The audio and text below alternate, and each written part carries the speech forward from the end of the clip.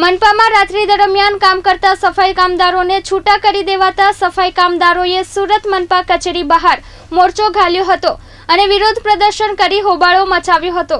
Surat મનપાના contract હેઠળ રાત્રિ દરમિયાન કામ કરતા સફાઈ કામદારોને છૂટા કરી દેવાયા બાદ હજી સુધી પરત કામે નથી લેવામાં આવ્યા, જેને લઈ આજ રોજ ફરી સફાઈ કામદારો સુરત મનપા કચેરી બહાર મોરચો લઈ પહોંચ્યા હતા અને ભારે હોબાળો મચાવ્યો હતો। 85 દિવસનો પીરિયડ પૂર્ણ થતા સફાઈ કામદારોને છૂટા કરવામાં આવ્યા હતા। શહેરના કુલ 7 ઝોનમાં 2000 જેટલા સફાઈ કામદારો રાત્રિ દરમિયાન કોન્ટ્રાક્ટ હેઠળ કામ કરતા હતા, જેની સમય મર્યાદા પૂર્ણ થવાના કારણે તેઓને છૂટા કરવામાં આવ્યા હોવાની વાત સામે આવી હતી। ગત તારીખના રોજ મોટી સંખ્યામાં સફાઈ કામદારોએ મનપા કચેરી બહાર ધરણા યોજી પરત નોકરીએ લેવા રજૂઆત કરી હતી, જ્યાં મનપા દ્વારા વિચારણા માટેની મુદત આપવામાં આવી હતી।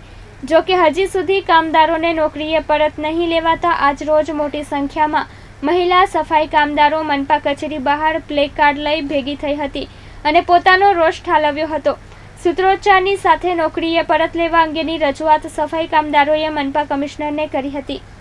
કાર્યક્રમમાં અમારે એવું કરવાનું છે કે ગઈકાલે અમે અમારા ડેપ્યુટી કમિશનર શ્રી બંકિમભાઈ દેસાઈની મુલાકાત લીધી હતી। એમણે અમને એક એવું પેપર આપ્યું કે ભાઈ તમારે તમામ ઝોનના માણસોએ પોતાની ઝોનમાં જઈને હાજરી પુરાવવાની અને તમારી નોકરી ચાલુ થઈ ગઈ છે। જ્યારે અમારા કામદારો ત્યાં ગયા એટલે એ લોકોની હકાલપટ્ટી કરી દેવામાં આવી અધિકારીઓ દ્વારા કે ભાઈ જેટલા લોકોએ કેસ મૂકેલા છે ફક્ત એ લોકોને જ લેવામાં આવ્યા છે, તમારો કોઈનો સમાવેશ કરવામાં આવ્યો નથી।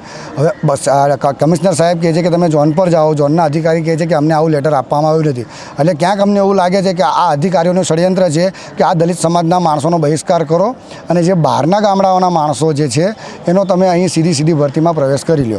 અમે ગાંધીજીના માર્ગે અમે આંદોલન કરશું, પ્રતિક ધરણા કરશું। અગર જો રાજ્ય સરકાર અમારી વાત નહીં સાંભળે તો અમે કેન્દ્રમાં જશું, પણ અમે અમારો હક, અમારો ન્યાય અમે મેળવીને જ રહેશું। કેમેરામેન હિતેશ પ્રજાપતિ સાથે મયુર ઠક્કર, S24 ન્યૂઝ, સુરત।